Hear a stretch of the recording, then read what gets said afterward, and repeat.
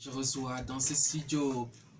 pas Amadou Tidiane Gaye et Mohamedou Malik Diallo pour parler de l'importance des radios communautaires. Malik, bonjour. Bonjour Kanji.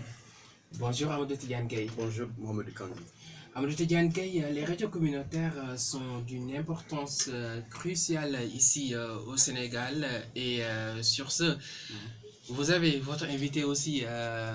Hassan Diallo. Hassan, bonjour. Bonjour Mohamed Kanji. Quelle est l'importance des radios communautaires au Sénégal? Bon, je pense qu'on peut commencer directement en poulard ou en français. Oui, bien sûr, en poulard. D'accord. Comment on dit bonjour en poulard? Misalminama Tidiane Gaye. Misalminama Mohamed Kanji. Bon, Mohamed Malik Diallo mi sikar waji tul Congo da yewtere nde hono forto waji. Ok, Amadou Tidiane Gaye a jarama bandiraɓe sehlaɓe on jarama onon fof mi salmini on are ɗo e Sesti FM hande no woni ñallal moɓe ƴetti pour mawnugol ko inete radio e nder aduna on fab pour yewtugol e mum henen ɗo enen e Amadou Tidiane Gaye en jogui kadi invité inteɗo Hassana Diallo woni camarade mo jangguireten ɗo journalisme e Sesti. Hassana a jarama. Malik a jarama subaka o. Alhamdulillah. Amadou Tidiane Gaye en fuɗɗoto radio communautaire honɗum woni radio communautaire honɗum woni différence ɗum kañum e ɗiya radio ji. Mohamed Malik Diallo eɗen mbawi nangude mbiyen radio communautaire ko radio ji ɗi ganduɗa eɗen kewi taw ɗum e dow dowri ɗi c'est à dire localité ji ɓurɗo woɗɗude taw wona koye ville uji woni kadi ko sertini ɗum e radio ji goɗɗi ɗi c'est ko kañum ko ɓuuri en hewde ko radio ji ɗi ganduɗa kadi ɗiɗi mbaɗa diffusé ɗi par rapport ko ɗiɗi hewani so tawi joni en ƴeewi radio ji gonɗi comme ça joni min to côté Podor to aɗa yiyi radio mo ganduɗa waɗa tan émettre ça di waɗa diffusé ko pendant 18 heures wona ñalawma foof ha gasa donc kadi ene waɗi kadi ko ganduɗa kamɓe wonkoɓe mbaɗa limité ɓe mbaɗa ko nande publicité walla ko way noon kadi ko radio ji ganduɗa poti tan haalde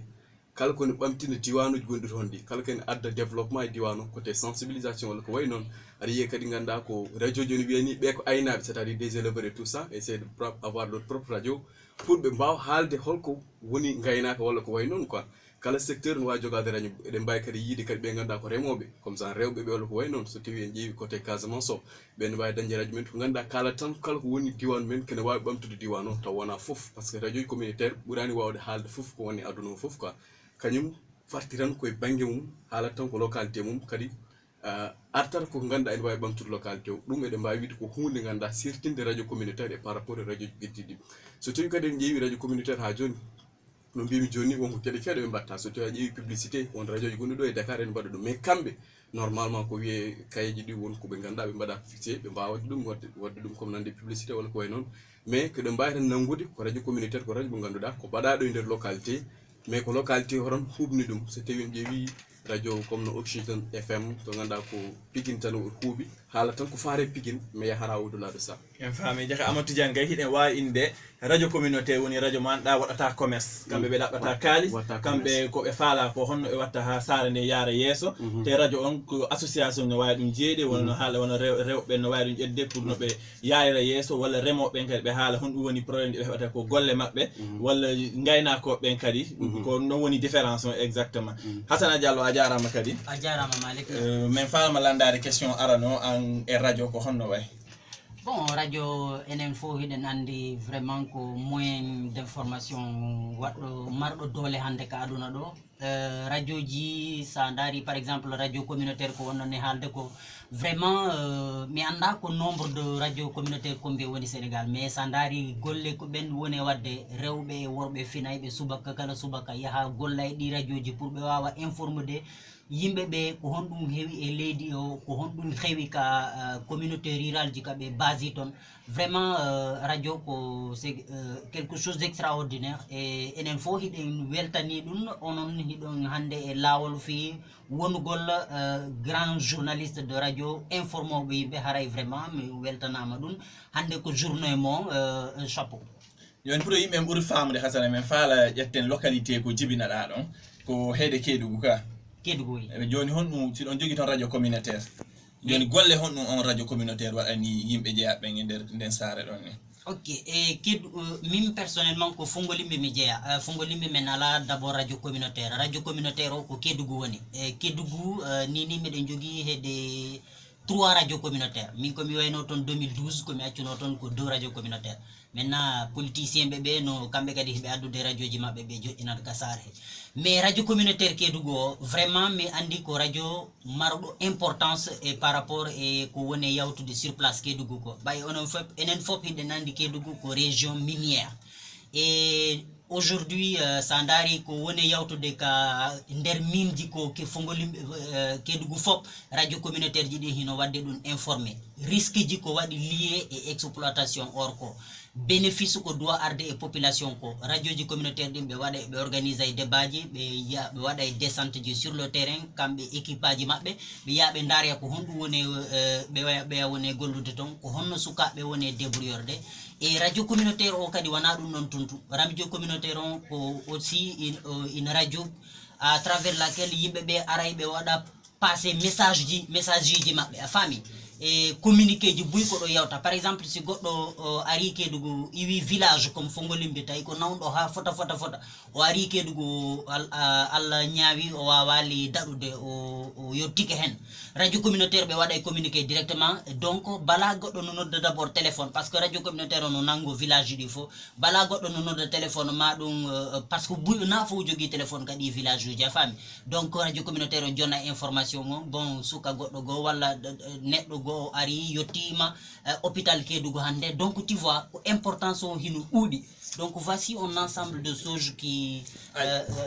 entourent les radios communautaires. A jarama Hassana joni mi yaha e Amadou Tidiane Gaye mari ko ɓeyda hen. Bon ko Asana haali ko heewi mais an Mahamadou Malick Diallo mboɗo jogi namdal ngal pour mi namdadem par ce que kodɗa ko côté Casamance kadi sen kaali haala radio communautaire en kaali Casamance wonko ganduɗa eɗen nawta ɗum toon ko conflit Casamance o an hoorema holko radio ji gaddi pour addude on jamma ko wiyete paix dans la région Casamance. Jarama Amadou Tidiane Gaye donc comme no haaliɗa noon Casamance no jogui haare wonde toon ni guila 1982 mais radio communautaire guila aɗi implanté un peu partout ko nder village ji ɗi woni donc rôle majji on no heeɓi importance moƴƴa pour addugol jang on e on Casamance saabu no sa ƴetti ko way wono Oussouye ko anduɗa ko zone tellement reculé hino nder ko kara han yimɓe heɓirta information kono gila ɓe addino ton radio moɓe intiri radio Kabisa FM 100.0 on ɗon radio waɗi golle moƴƴu e nder addugol jang on e Casamance nda radio waɗay ha yimɓe en fotta d' abord ɓe yewta ko radio si ɓe yewtima ɓe mo haala honɗum mettimo honɗum waɗi ha crise on ha joni ronka réglede mi ɓe mo adda solution kadi kono kadi ko way wono probléme cellal affaire santé comme no ɓe yinta noon no heɓi toon doole moƴƴa joni kamɓe kadi ɓe yewta e médecin ɓen ara docteur ɓen ara mi ɓe mo haala honɗum woni difficulté ko mettimo honɗum waɗi ha nde haare ronku gayde mi ɓe mo adda solution ko yi kon ɗo si waɗama solution heɓay importance andi haalugol rek ko importance si ɓe jonnimo moyen haala ko woni kon e ma ɗum ɗon tun wonno wawi wadde éviter conflit ji hewɗi ko kañum woni importance on e Ziguinchor. Kono Asana haali joni wonde radio communautaire ji adani ko association ngaji kewno ƴettude ɗum mbaɗa ɗum radio communautaire mais joni en ƴeewi depuis quelque temps c'est souvent que politiciens ji kewi wadde créer ces radios communautaires là donc so partir so tawi en ƴeewi on saaha objectif de départ o hiko tede radio watta wadde politique te ɗum wona ɗum woni radio communautaire est ce que an joni on réalité aussi non côté Casamance. Personnellement mi yaali on réalité ton kono mi nani no haale politicien ɓe joni ɓe naadi hen juuɗe maɓɓe moƴƴa ɗum ɗon noon haara ɓe waɗi faussé ko comme no porto haalta no ɓe waɗi faussé jeu on complètement par ce que ene andi politicien kañum objectif mum ko honɗum ko waggol yawtingol kañum message mum ko waɗi ɗum intéressé mais na ko waɗi kon intéressé population politicien kamɓe koɓe faala ko honno ɓe watta ha ɓe ɓuura heɓde yimɓe jokka e ɓaawa pour janggo si élection heeɓi no ɓe votinare mais kono na ko waɗi kon probléme importance population donc ɓuuri ɓe ittinde. Asana Diallo wonko jiɗɗa haalde hen par rapport e question mo pose momi. Oui, question ɗo ko question marɗo sens trop politicien ɓe si ɓe investisi avoir ji maɓɓe e nder radio communautaire ji ɗi ɓe bonnay vocation radio communautaire ji ɗi bon mi anda si tawi joguiɓe banggal juridiction journalisme Sénégal hino wawi empêchude ɓe politicien ɓe wata ɓe naatu e banggue radio communautaire par ce que ko vocation radio communautaire ɓe woni bonnude ɗen andi politicien ɓe golle maɓɓe ko propagande ko golle maɓɓe ko sabotugol golle maɓɓe ko sandinde ko bugodirgol kaaƴe a faami donc si ɗum ɗo continueri ni e tawi woni ala mesure hay fosu ko encadré ɗum miɗo ɓuri tañƴinade dans le futur radio communautaire ji ɗi vocation ji majji koye haray koye bonde woni quoi. a jarama Hassana Diallo joni en lanoto Marie Justine yo waɗan en musique canel on pour fofen seeɗa.